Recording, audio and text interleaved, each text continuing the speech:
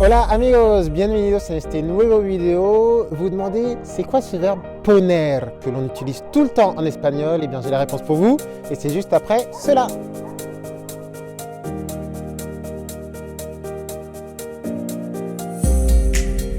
Juste avant, je vous rappelle que vous pouvez télécharger l'e-book Objectif Espagnol, une quarantaine de pages pour apprendre l'espagnol rapidement, efficacement. L'e-book est gratuit, c'est dans la description de la vidéo. Muy bien, hoy estamos en una zona residencial en El Garraf. El Garraf, c'est cette chaîne de montagne que vous voyez derrière.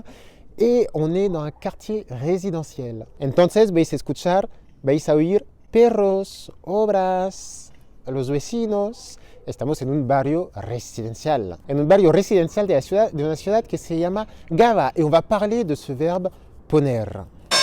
Et c'est parti pour le show.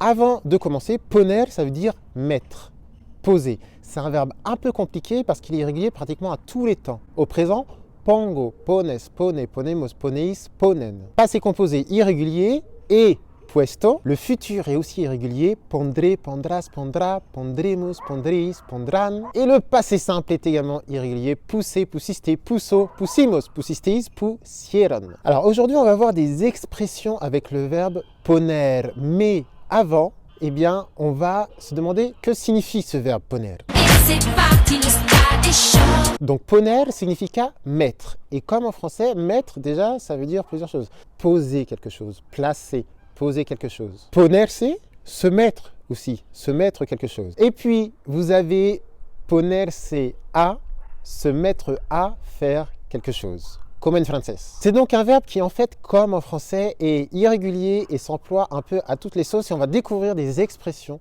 espagnoles avec ce verbe poner. Première expression, comme en français, poner la mesa. Poner la mesa significa mettre la table.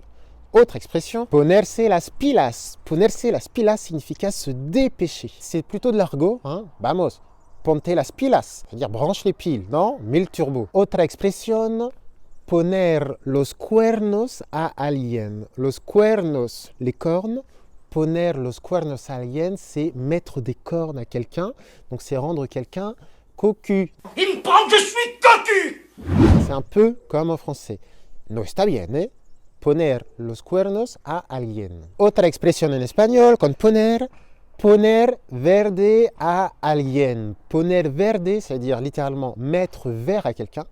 Et en espagnol, quand tu mets vert quelqu'un, significa que lo criticas. Elle est gentille, ma fille, hein? Oui, mais qu'est-ce qu'elle est laide. Enfin, une autre expression, un peu comme en français aussi, poner en duda. Dudar significa douter. Una duda, un doute. Poner en duda, c'est remettre en question, remettre en doute, remettre en question. Et enfin, poner las cartas boca arriba. Alors attention, boca arriba, ça veut dire sur le dos. Vale? Quand on a la boca arriba, c'est qu'on est sur le dos. Boca abajo en espagnol, ça veut dire être sur le ventre, qu'on a la bouche en bas. Donc, poner las cartas boca arriba, ça veut dire retourner les cartes, ¿vale? Mettre carte sur table, comme en français, non? Muy bien, chicos, espero que os haya gustado este vidéo. J'espère que vous avez apprécié cette vidéo. Donc, aujourd'hui, zona residencial, estamos en una urbanización. Voici le mot que je voulais vous enseigner en faisant cette vidéo ici. Una urbanización c'est un lotissement. Et en Espagne, c'est tout un concept. Vous avez des urbanizaciones énormes en Espagne. Vous avez des lotissements énormes. Attention, comme d'habitude, vous avez des devoirs. Et c'est parti, bouge-toi sur ce fleur. Los deberes, super fácil. Haz una frase con una expresión con la palabra poner. Faites une phrase avec une expression, avec le verbe poner, je vous lirai avec grand plaisir. Bien sûr, si vous avez apprécié cette vidéo, n'oubliez pas de mettre un petit pouce. N'hésitez pas à partager cette vidéo avec d'autres personnes qui sont en train d'apprendre l'espagnol. Y para terminar este video con los perros, je ne sais pas si vous entendez, il y a beaucoup de chiens dans ce magnifique quartier. En Espagne, les gens, de manière générale, ont beaucoup de chiens, donc on les entend dès qu'on va dans les urbanizaciones. Eh bien, si vous voulez avoir plus de vocabulaire, apprendre plus de vocabulaire, n'hésitez pas à vous rendre sur l'abonnement pas à pas, je vous mets le lien dans la description. Dans cet abonnement pas à pas, eh bien, chaque lundi, vous avez un cours en vidéo pour avoir un contact avec la langue, vous découvrez un point culturel, vous apprenez du vocabulaire, vous pouvez me parler en espagnol, vous pouvez m'écrire en espagnol, je vous corrige.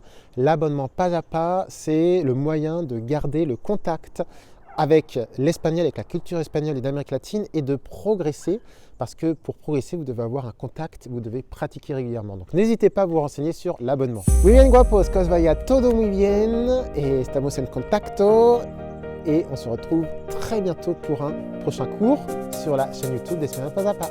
Hasta luego, que os vaya todo muy bien. Ciao.